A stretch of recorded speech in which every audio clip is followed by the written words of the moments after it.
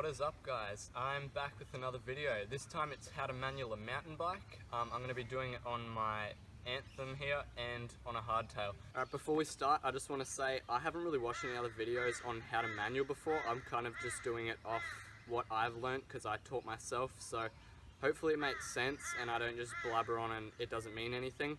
Alright, so the first step to doing your manual is you need to be able to wheelie. I'm going to explain that really quickly.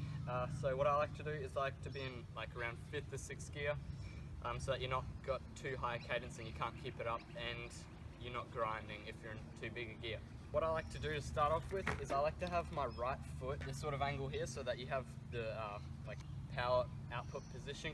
So what I do is I push on my front wheel, I push on my front foot, sorry, so it lifts up the front wheel, so I go like that, and then bend my arms out straight. I'll demonstrate that right now. So in a good gear, right foot here, straight up like that.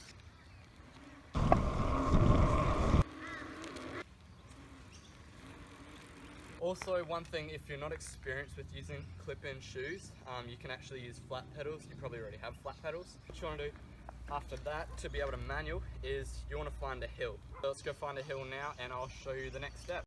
Okay, so now that you've found your hill that you want to practice on, you can get right into it. I did try and start manualing on grass. I did find it easier though on bitumen because it's a lot more stable. You're not drifting back and forth over all the bumps. So the first thing you want to do to manual is do what you learnt before. By using your back brake, this is like the main part of doing a manual, is you're using your back brake quite a lot. You kind of want to be in that position, find the balance point where you're not going to fall forward really easily, but if you're going to fall backwards, you can just pull on the back brake and you will go down a little bit. Try and demonstrate that now and hopefully it makes a bit of sense. Pedal a little bit and then use your back brake.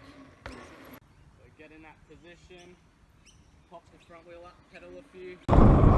Lean back and hold on the back brake a little bit, just like that. Use your back brake so that you don't go backwards really hard, but you don't go forwards. And see how I wasn't really like going like this a lot? That's because I had a constant hold on the brake. I wasn't like dabbing on and off it. And I'll show you what happens if you pull on the back brake too hard.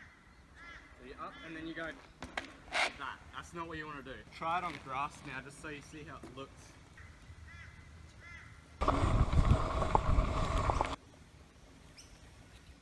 It's a lot harder to control your back wheel because it's trying to bounce over everything. Which brings me to my next point.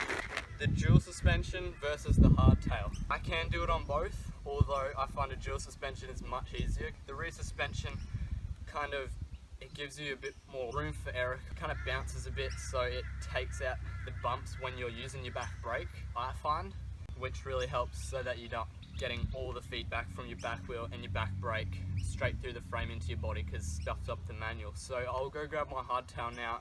Alright, I've got my hardtail here. It's a Giant XTC 2015. Try and explain why it's a bit hard. So you want to do the same thing you did before. You want to be in your 5th or 6th gear and just exactly the same, just pop it up, do a couple steps and then just sit there.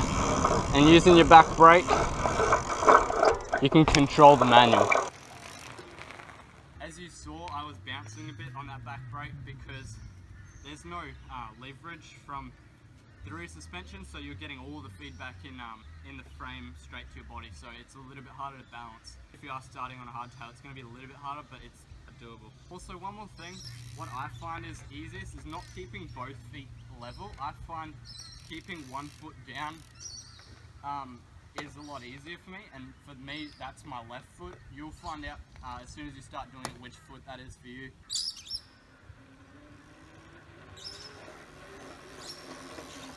Like, it only took me about 3 or 4 days. I could pretty much do like the basis of it, but I was really wobbly on using my back brake, but now I'm pretty smooth, like I can just hold it. So as soon as you practice a fair bit, you'll find where that balance point is and you'll use your brakes a lot better. And once you can do a manual, it really helps, like with just bike handling skills. You can show off to your mates. It helps you a lot on the trail with keeping speed, so you can manual like dips or whatever. It really helps just in general trail riding. So I hope this video helped. If it did, like. Also, if you want, subscribe and check out some of my other videos, and let me know if you want more videos like this, more tutorials on other trail techniques. So I hope you enjoyed. and I'll see you in the next video.